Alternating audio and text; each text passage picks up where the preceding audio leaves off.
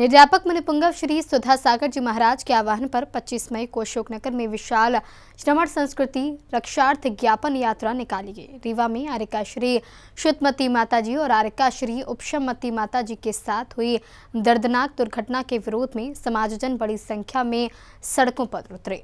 हाथों में तख्तियां, आंखों में पीड़ा और हृदय में संत सुरक्षा की मांग लिए समाजजनों ने मौन जुलूस निकालकर प्रशासन को ज्ञापन सौंपा।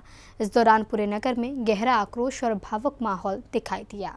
अशोकनगर में आयोजित इस विशाल मौन जुलूस में महिलाएं, युवा, बुजुर्ग और बच्चों सहित बड़ी संख्या में समाजजन शामिल हुए। श्रद्धालु संतों की सुरक्षा और दोनों आर्यकाओं को न्याय दिलाने की मांग को लेकर एकजुट दिखाई दिए। नगर में प्रमुख मार्गों से निकली यह यात्रा शांतिपूर्ण तरीके से आगे बढ़ी, लेकिन समाज की पीड़ा हर चेहरे पर साफ दिखाई दे रही थी।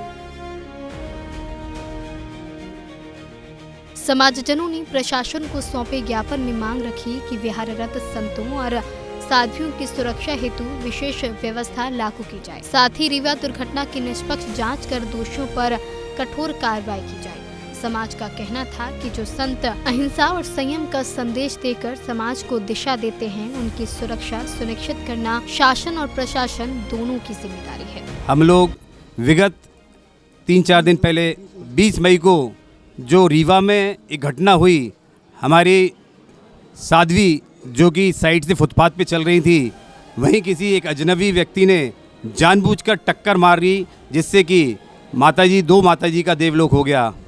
आज उसी क्रम में अशोकनगर दिगंबर जैन समाज और अशोकनगर के हमारे जनप्रतिनिधि, हमारे विधायक श्री हरिबाबू जी और हमारे पूर्व विधायक श्री जसपाल सिंह जज्जी और तमाम साथियों के साथ में हम लोग यहाँ कलेक्ट्रेट में ज्ञापन देने आए हैं शासन प्रशासन को कि आगामी आने वाले दिवसों में समय में हमारे पूज्य आचार्य भगवंतों को, मुनिराजों की सुरक्षा के लिए रोड के साइड में एक पगडंडी बनाई जाए, जिससे कि चूँकि ये साधु भगवंत कोई किसी एक समाज के नहीं होते, ये पूरे संपूर्ण विश्व की धरोहर हैं, हमारी संस्कृति के उन्नायक हैं, हमारी संस्कृति के प्रतीक हैं, उनकी रक्षा करना हमारा कर्तव्य है। इसी बात को लेकर आज हम दिगंबर जैन समाज अशोकनगर और संपूर्ण अशोकनगर के जनप्रतिनिधि यह शासन से मांग करने आए हैं कि हमारे साधु भगवंतों की रक्षा की जाए और उसके लिए रोड के साइड में एक पगडंडी मार्ग निर्मित किया जाए, ताकि वे अपने आहार विहार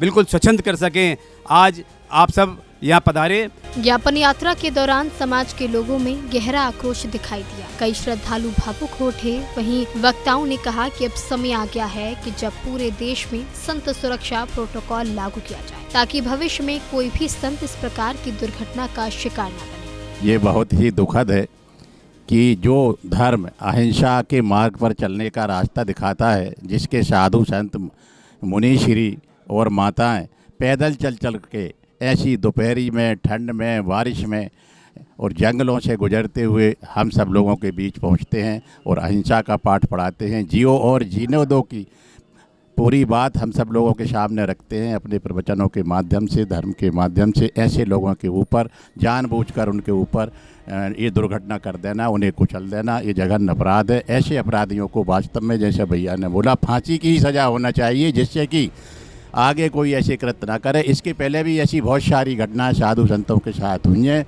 जो कि बहुत ही निंदनीय है। हम सब इसकी निंदा भी करते हैं और सरकार से मांग करते हैं कि उन्हें कड़ी से कड़ी सज़ा दी जाए और उनको न्याय मिले, आगे ऐसा कोई काम ना कर पाए। आज बड़े दुख का विषय है, इतने दुख का विषय है कि सारा देश इस बात से पीड़ित है कि साधु संत तो किसी को भी कोई मतलब नहीं रहता, उन्हें किसी से इस संसार से मतलब नहीं रहता।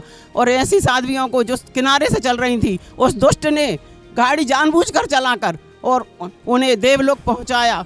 तो आज और श्रीमंत सिंधिया जी के द्वारा भी वहां से मैसेज आया है कि वह भी बहुत दुखी हैं और इसके लिए वह भी शासन से मांग करेंगे कि उसे फांसी की, खुलेआम फांसी की सज़ा दी जाए।